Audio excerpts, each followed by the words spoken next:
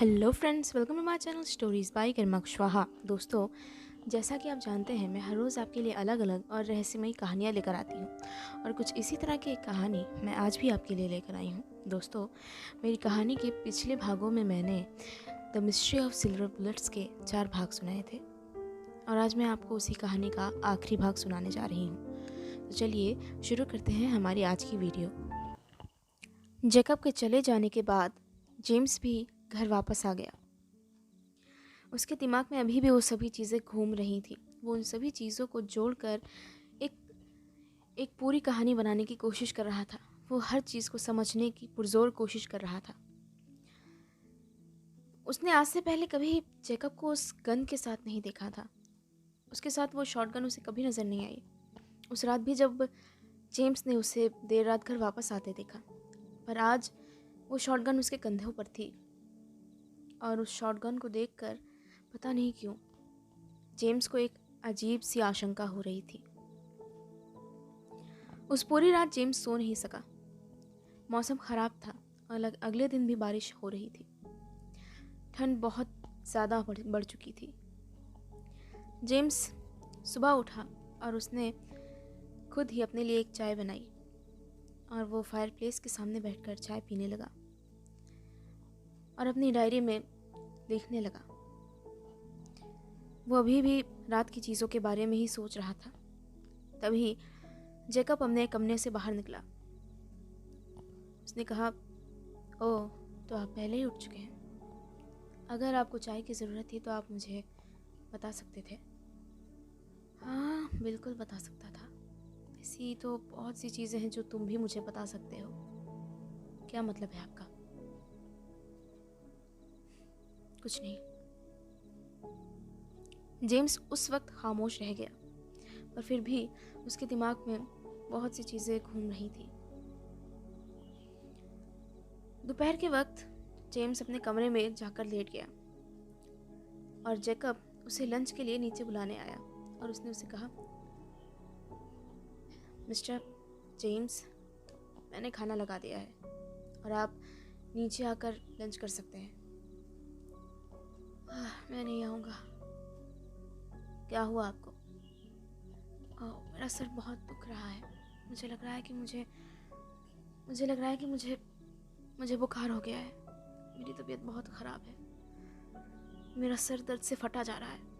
मैं अभी उठने की हिम्मत नहीं कर पाऊँगा।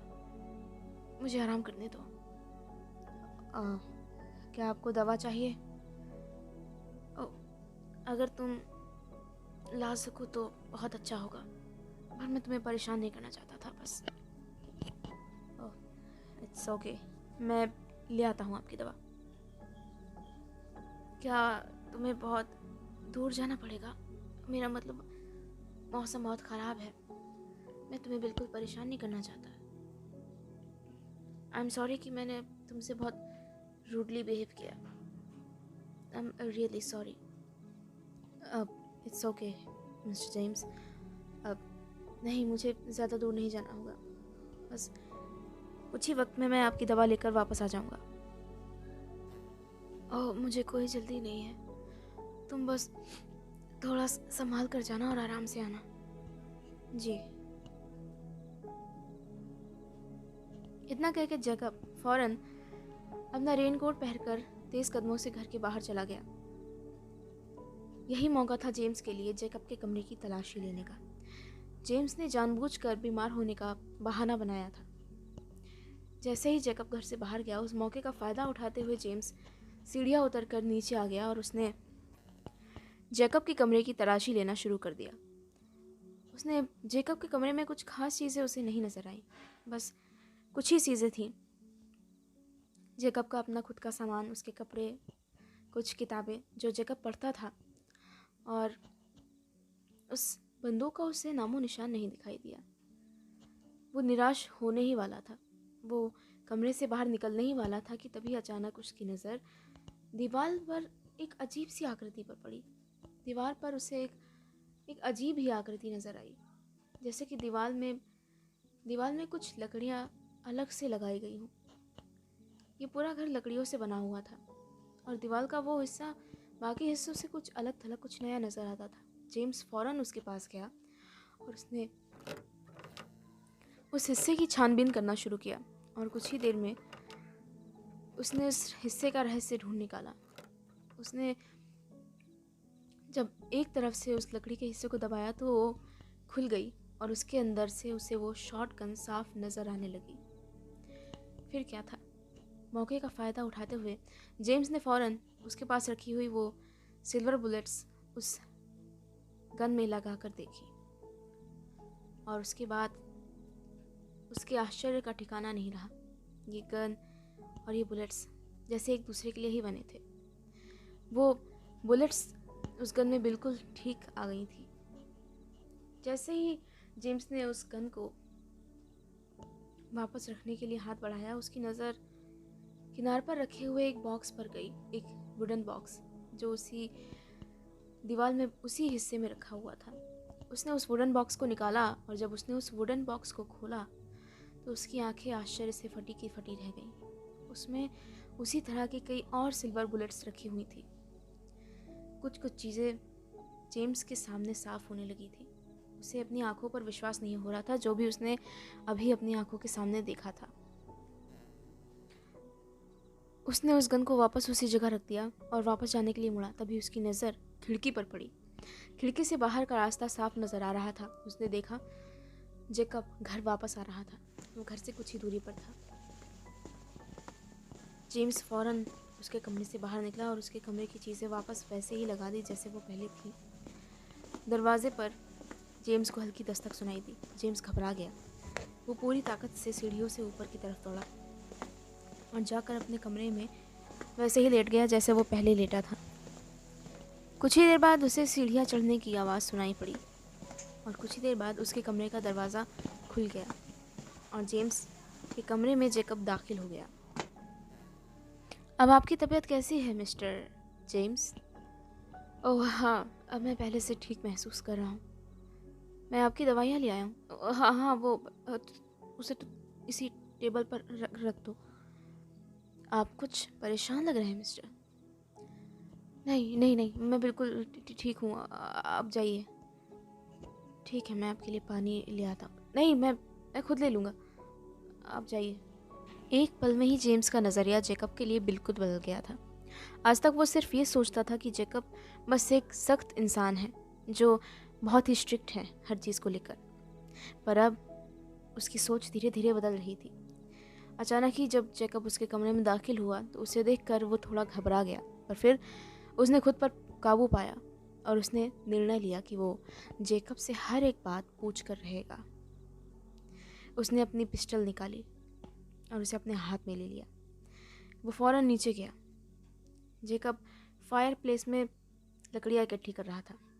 उसी समय उसने अपनी गन लोड की और उस गन लोड करने की आवाज़ से जेकब कुछ चौंक गया और उसने बिना उसकी ओर देखे ही पूछा, क्या आपको कुछ चाहिए मिस्टर जेम्स? हाँ बिल्कुल, मुझे मेरे सवालों के जवाब चाहिए। किस तरह के सवाल? ऐसे बहुत से सवाल हैं जिसके जवाब सिर्फ तुम्हारे पास हैं और तुम ये बात अच्छे से जानते हो, है या नहीं? मैं कुछ समझ नहीं रहा हूँ कि आप क्या कह रहे हैं मिस्टर जेम्स।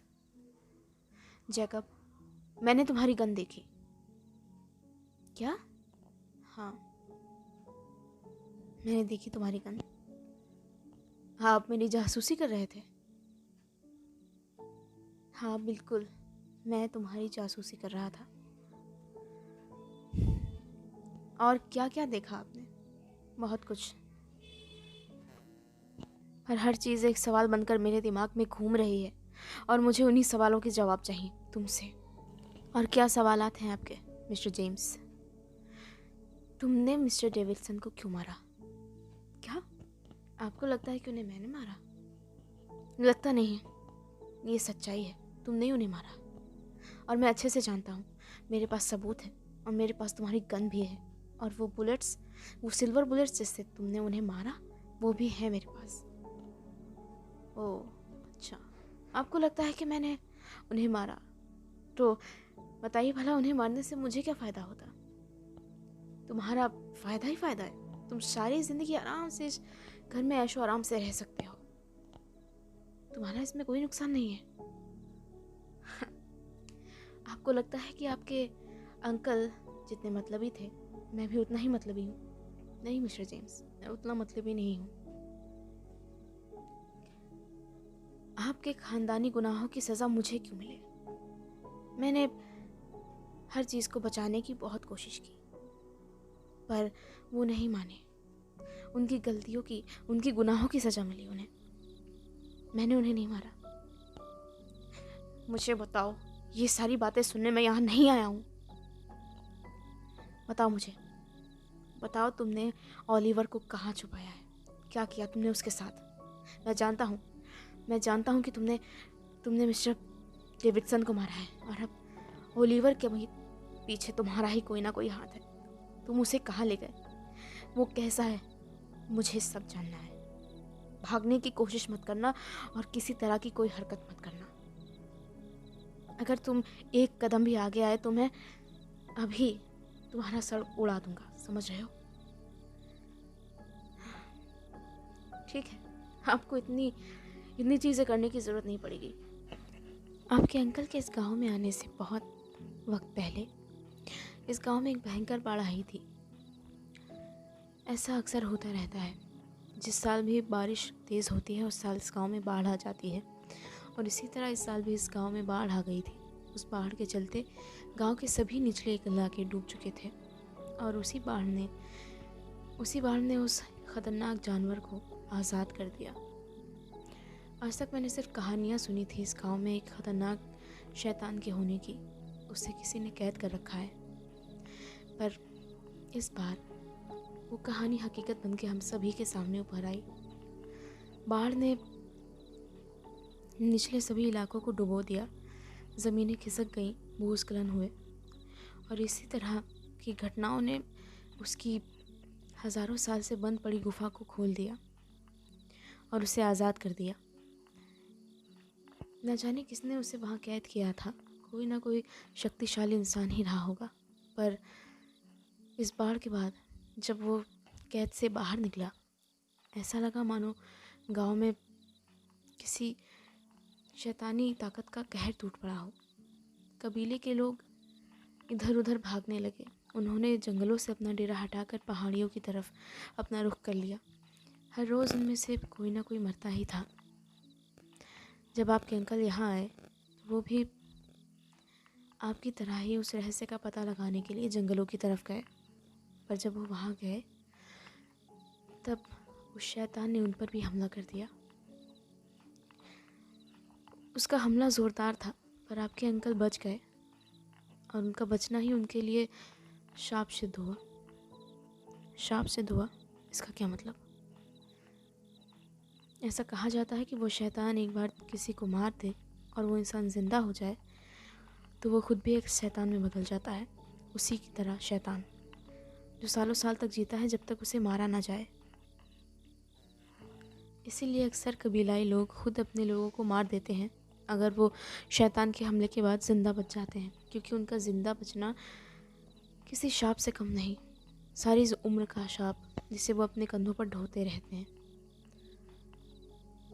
पर उन कहानियों के बारे में क्या? कैसी कहानियाँ? वही कहानियाँ जो ये कहती हैं कि इस तरह की शैतानों को मारा नहीं जा सकता। वैसे फ़िलहाल के लिए मैं इतना तो जानता हूँ कि तुम कब से झूठी कहानियाँ बना रहे हो, पर फिर भी अगर मैं तुम्हारी कहानी पर विश्वास कर भी लूँ तो ये चीज़ मुमकिन नहीं हो सकती। जब तक कोई उनका अपना उन्हें नहीं मारे तब तक वो मर ही नहीं सकते। तो फिर तुमने उन्हें कैसे मार दिया? क्या आपको लगता है कि मैं आपका ख्याल इसलिए रखता हूँ कि मैं आपका नौकर हूँ और मुझे इस काम की सैलरी मिलती है, या फिर मैं आपका ग़ुलाम हूँ? नहीं, मैं इसलिए यहाँ का ख्याल रखता हूँ क्योंकि आपके अंकल और उनके बड़े भाई के मुझ पर बहुत एहसान थे। उन्होंने मेरे आड़े वक्त मेरा बहुत साथ दिया। मैं बीमार था, उन्होंने मेरा इलाज करवाया। अगर वो मेरी मदद नहीं करते तो शायद मैं इस दुनिया में नहीं होता। उन्होंने मुझे कभी नौकरों जैसा ट्रीट नहीं किया। उन्होंने हमेशा मुझे एक दोस्त की तरह से, एक दोस्त के नज़रिए से देखा। और मैं भी हमेशा उनकी ऐसी ही इज्जत करता हूँ। कुछ दिनों तक तो मिस्टर डेविडसन को पता भी नहीं था कि वो एक शैतान बनते जा रहे हैं, और जब उन्हें इस बात का एहसास हुआ उन्होंने खुद को मारना चाहा। मैंने उन्हें ऐसा करने से रोका। मैंने उन्हें बताया कि वो इतनी आसानी से अपनी जान नहीं ले सकते। फिर उन्होंने मुझसे कहा कि मैं उनके लिए ये काम करूं, और मुझे ये करना पड़ा। उन्होंने मुझे बहुत फोर्स किया इस काम के लिए। उन्होंने मुझसे कहा कि मैं ये काम करूं, वरना ये शाप सारी ज़िंदगी के लिए उनके सर पर लदा रहेगा, और वो ना चैन से जी पाएंगे और ना ही मर पाएंगे। और इसलिए मुझे मजबूरी में ऐसा करना पड़ा। वो चांदी की गोलियां वो मेरी ही शॉटगन की हैं। आपने सही पहचाना था। तुम्हारी बातों पर मुझे विश्वास नहीं हो रहा है। फिलहाल अंकल के साथ जो हुआ वो मैं पता लगा ही लूँगा, पर मुझे इतना जानना है कि ओलिवर कहाँ है। अगर तुम उसके बारे में जानते हो तो मुझे बताओ। और आखिर उस तहखाने में तुमने क्या छुपा रखा है? मुझे हर एक बात जाननी है। मुझे मेरे सवालों का जवाब चाहिए, वरना मैं अभी तुम्हारा सर उड़ा दूंगा। अब अगर आप जानना चाहते हैं कि मैंने तहखाने में क्या रखा है तो चलिए मेरे साथ। और हाँ, मेरी शॉटगन ले लीजिए, वो आपकी इस पिस्टल से हमारे ज़्यादा काम आएगी। जेम्स एक बार को उसकी तरफ घूरता रह गया और फिर उसने उसकी शॉटगन उठा ली। पता नहीं कि उसका मन किसी अनहोनी की आशंका से घबरा रहा था। वो दोनों घर से बाहर निकले और उसी सुनसान जंगली रास्ते से होते हुए उस पुरानी खंडहर नुमा इमारत तक पहुँचे। और उसके अंदर दाखिल होने के बाद जेकब इस बार जेम्स को भी अपने साथ उस तहखाने में ले गया। वो दोनों उस तहखाने के नीचे सीढ़ियों से उतरते चले गए। नीचे काफ़ी जगह थी। तहखाने के दूसरे सिरे पर सलाखों जैसी कोई चीज़ नज़र आ रही थी, और उसके पीछे किसी के हल्की आवाज़ में रोने की आवाज़ आ रही थी। जेम्स को ज़्यादा वक्त नहीं लगा उस आवाज़ को पहचानने में। वो फ़ौरन तेज़ कदमों से भागते हुए उस तरफ गया और उसने सलाखों के पीछे अपनी लालटेन की रोशनी डालने की कोशिश की। और जो नज़ारा उसे सलाखों के पीछे दिखाई दिया उससे उसका मन दहल उठा। वहाँ उसका दोस्त ओलिवर बैठा था। ओलिवर की हालत बहुत गिर चुकी थी। उसकी तबीयत ख़राब लग रही थी। वो पहले से बहुत दुबला हो गया था। उसकी आंखों के नीचे काले घेरे पड़ चुके थे, नाखूनों पर मैल जमा थी और उसका चेहरा पहचानने लायक नहीं रह गया था। वो देखने में बहुत ही विकृत दिख रहा था और वो रो रहा था। जेम्स उसे देखते ही हक्का बक्का रह गया और उसकी आंखें भर आई और उसका गला भर्रा गया। उसने उसे देखते ही बोला, ओलिवर, मेरे दोस्त ओलिवर, क्या ये तुम हो? मैं तुम्हारा दोस्त हूँ जेम्स। क्या तुम मुझे पहचान सकते हो? ओलिवर। जेम्स तुम आ गए मेरे दोस्त। मैंने तुम्हारा बहुत इंतजार किया था। जेकब ने मुझे यहाँ कैद कर रखा है। वो कहता है कि मैं शैतान हूँ। मैं शैतान नहीं हूँ। मुझे यहाँ से बाहर जाना है। मैं अपने घर जाना चाहता हूँ। मैं शहर जाना चाहता हूँ। मैं यहाँ नहीं रहना चाहता। जेम्स, प्लीज़ मेरी मदद करो। मैं तुम्हें यहाँ से बाहर निकालूंगा। ओलिवर, तुम हिम्मत रखो। हाँ, हम यहाँ से बाहर निकलेंगे और हम शहर जाएंगे। आज रात ही। कहते हुए जेम्स ने अपने हाथ में पकड़ी हुई गन से निशाना साधते हुए सलाखों पर लगे हुए ताले पर एक गोली मारी और उसके बाद वो ताला टूट गया। और इसके साथ ही पीछे जैकब के चिल्लाने की आवाज़ आई, नहीं, ऐसा मत कीजिए। आप बहुत बड़ी गलती कर रहे हैं। आप बहुत बड़ी गलती कर रहे हैं, आप इसके लिए पछताएंगे। मैं झूठ नहीं कह रहा हूँ। ये भी एक शैतान में बदल चुके हैं। उस शैतान ने इन्हें भी घायल कर दिया था। उन बंजारों ने इन्हें बचा लिया, पर पर पर ये शैतान में बदल चुके हैं। मैं इन्हें अपनी मर्जी से कैद कर नहीं रखता। इनकी ये हालत देखकर मुझे भी दुख होता है, तकलीफ होती है मिस्टर जेम्स, पर आप इन्हें बाहर नहीं निकाल सकते हैं। बाहर आज चांदनी है, आज पूनम की रात है। आप नहीं जानते अगर आप इन्हें बाहर ले गए तो क्या होगा। जैकब, इस वक्त तुम मेरे रास्ते आए तो मैं तुम्हें यहीं मार दूंगा। मुझे अपने दोस्त की मदद करनी है और इसके अलावा मुझे कुछ समझ में नहीं आ रहा इस वक्त। हम आज रात यहाँ से चले जाएंगे। ओलिवर, चलो हम यहाँ से बाहर चलते हैं। Thank you James. James Oliver को लेकर बाहर चला गया और जैकब वहीं रुक गया। वो लगातार उन दोनों को घूरे जा रहा था और उसकी आंखें नम थी। जेम्स ओलिवर को लेकर घर से बाहर निकला। बाहर बादल लगे हुए थे, मौसम ठंडा था। ओलिवर को ठंड लग रही थी। वो दोनों पैदल आगे बढ़े जा रहे थे। तभी धीरे धीरे आसमान से बादल छटने लगे। हवा चल रही थी और बादल आगे बढ़ते जा रहे थे। और कुछ ही देर बाद बादलों में छुपा हुआ चांद बाहर आ गया और उस चांद की रोशनी जैसे ही ओलिवर पर पड़ी, ओलिवर अचानक ही अजीब तरह की हरकतें करने लगा। उसके हाथ पैर ऐंठने लगे और वो जमीन पर गिर पड़ा।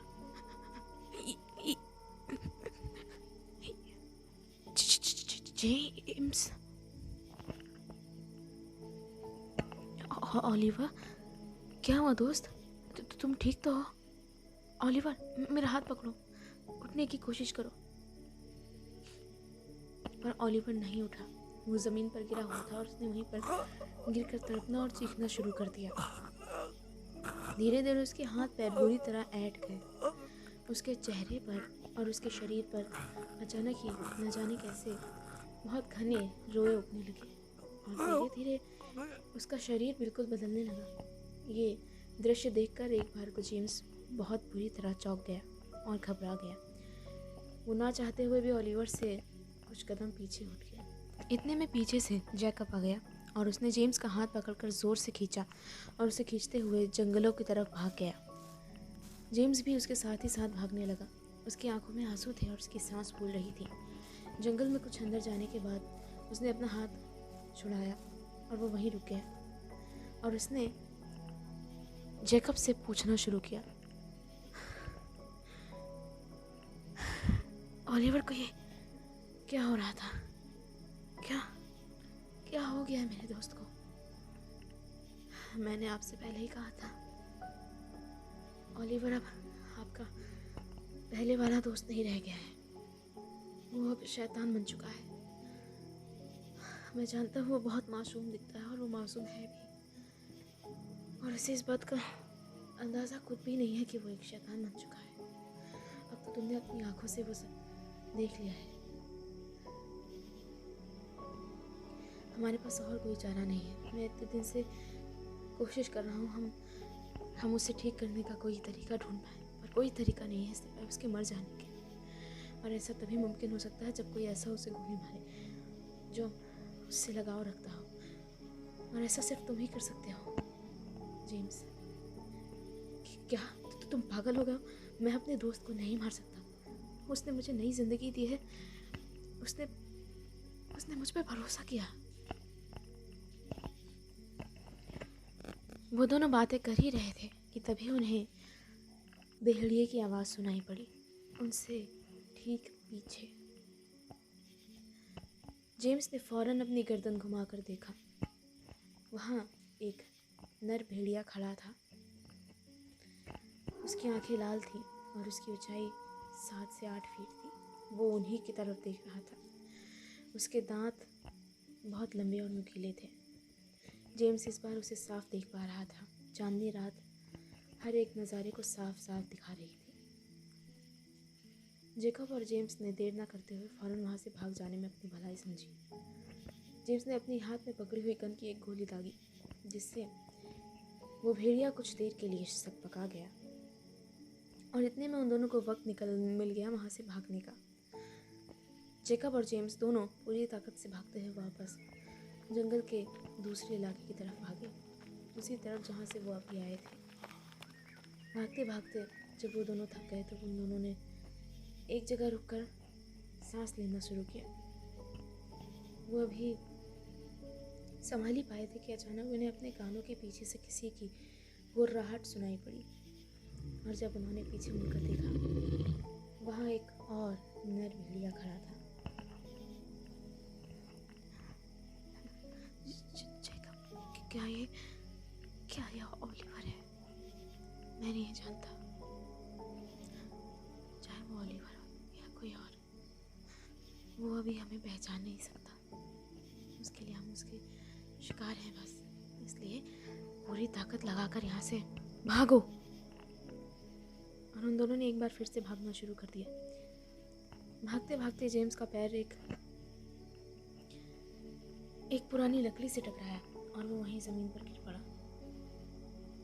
इतने में उसे अपने पीछे से भेड़ियों की आवाज़ें सुनाई देने लगी, एक नहीं बल्कि 2 भेड़ियों की। और जब उसने पीछे मुड़कर देखा, उसके पीछे 2 नर भेड़िए आमने सामने खड़े थे, बिल्कुल एक दूसरे के आमने सामने। वो एक दूसरे को ही देख रहे थे और एक दूसरे पर ही हुर्रा रहे थे। इसमें ओलिवर कौन है? समझ नहीं आ रहा। हमें यहाँ से भागना चाहिए। नहीं, ओलिवर को कुछ हो गया तो, अगर उसने उसे मारा तो क्या उसे सच में, क्या उसे असल जिंदगी में चोट नहीं लगेगी? नहीं, ऐसा नहीं है। उन्हें चोट लगेगी, उन्हें दर्द भी होगा। नहीं, वो दोनों बातें कर ही रहे थे कि इतनी देर में उन दोनों नर भेड़ियों ने आपस में लड़ना शुरू कर दिया, और उनकी खौफनाक आवाज़ों से पूरा जंगल गूंज उठा। सारे जंगल के चिड़िया और पशु पक्षी भागने लगे। ऐसा लगा जैसे जंगल जाग गया हो। वो दोनों एक दूसरे से लड़ रहे थे। कौन किस पर भारी पड़ रहा है ये बात समझना मुश्किल हो रहा था। तभी उनमें से एक ने दूसरे को ज़मीन पर गिरा दिया और अपने ताकतवर पंजों से उसका सर धड़ से अलग कर दिया, और इसी के साथ उनमें से एक का खेल खत्म हो गया। और नहीं, क्या ये ओलिवर था? हमें नहीं पता। आपको मेरे साथ भागना चाहिए जेम्स। अब आपका दोस्त वापस नहीं आएगा, पर मैं उसे ठीक करना चाहता हूँ। अभी हमें यहाँ से भागना चाहिए। वो बातें कर ही रहे थे कि तभी वो नर भेड़िया उनके बिल्कुल सामने आकर खड़ा हो गया। वो जेम्स को देख रहा था। जेम्स ने उससे बात करने की कोशिश की। जेम्स, मैं तुम्हारा दोस्त हूँ, मुझे पहचानो मेरे दोस्त। मैं जेम्स हूँ, तुम्हारा दोस्त। ओलिवर, प्लीज़ मुझे पहचानने की कोशिश करो। वो गुर्रा रहा था। ओलिवर ने अपने हाथ में वही शॉटगन पकड़ी थी जो उसके जैकब के कमरे से मिली थी। उसने वो शॉटगन अपने हाथ में पकड़ी हुई थी क्योंकि वो डरा हुआ था। और तभी अचानक उस नर भेड़िए ने उस पर छलांग लगा दी, और घबराहट में जेम्स का हाथ गन के ट्रिगर पर पड़ गया, और एक धमाके के साथ गोली उठी और उसने उस नर भेड़िए के शरीर में आर पार छेद कर दिया, और वो भेड़िया ज़मीन पर गिर गया। जेम्स को ये नहीं पता था कि वो गन लोडेड है। वो भेड़िया सीधे जेम्स के ऊपर ही गिरा। जेम्स ने खुद को उसके नीचे से निकाला। चांदनी रात अभी भी बरकरार थी। जेम्स घबराहट के मारे हाँफ रहा था। वो उठा और हड़बड़ाहट में 4 कदम पीछे उठ गया। तभी उसने देखा चांदनी रात में उस भेड़ियों का रूप धीरे धीरे बदलने लग गया था, और वो वापस इंसानी रूप में आने लग गया था। जेम्स ने उसकी तरफ देखा और कुछ देर बाद वो वापस पूरी तरह इंसान में बदल गया। वो उसका दोस्त ऑलिवर था। ऑलिवर मेरे दोस्त। Oh my God, Jesus Christ. Oliver, मैं ऐसा कुछ नहीं करना चाहता था। मैं तुम्हें चोट नहीं पहुंचाना चाहता था। प्लीज, हम तुम्हें ठीक कर लेंगे मेरे दोस्त। प्लीज सांस लो, तुम ठीक हो जाओगे। I promise. हम शहर चलेंगे, तो तुम्हारी बहन तुम्हारा इंतजार कर रही है। हम शहर चलेंगे और हम दोनों मिलकर बिजनेस संभालेंगे। प्लीज। नहीं तो दोस्त, अच्छा हुआ कि तुम मुझे मारा।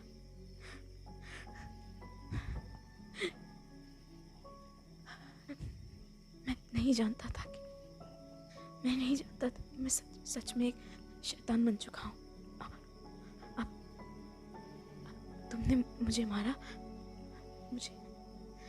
मुझे मुक्ति मिल जाएगी इस शाप से।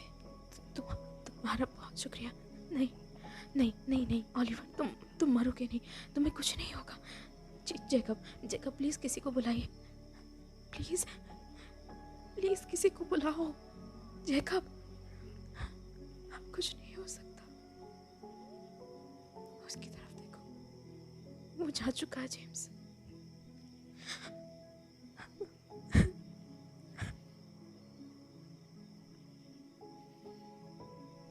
और इस तरह उस गांव में फैले हुए आतंक का अंत हो गया। जेम्स अपने दोस्त की तलाश में आया था, पर वो उस दोस्त को वापस नहीं ले जा सका। और हाँ, उसने उसे उस शाप से मुक्ति दिला दी, उस यंत्रणा भरी जिंदगी से मुक्ति दिला दी। और उसके बाद वो शहर वापस आ गया। तो दोस्तों, इसी के साथ ख़त्म होती है मेरी आज की कहानी। अगर मेरी आज की कहानी आपको पसंद आई हो तो प्लीज़ मुझे कमेंट बॉक्स में कमेंट करके ज़रूर बताइएगा। अगर आप मेरे चैनल पर नए हैं तो चैनल को सब्सक्राइब कर लीजिएगा, और अगर वीडियो पसंद आई हो तो वीडियो को लाइक और शेयर ज़रूर कीजिएगा। इस कहानी के बाकी 4 पार्ट्स का लिंक मैंने आपको डिस्क्रिप्शन बॉक्स में दे रखा है, वहाँ जाकर आप मेरी कहानी के बाकी 4 पार्ट्स देख सकते हैं। Thank you.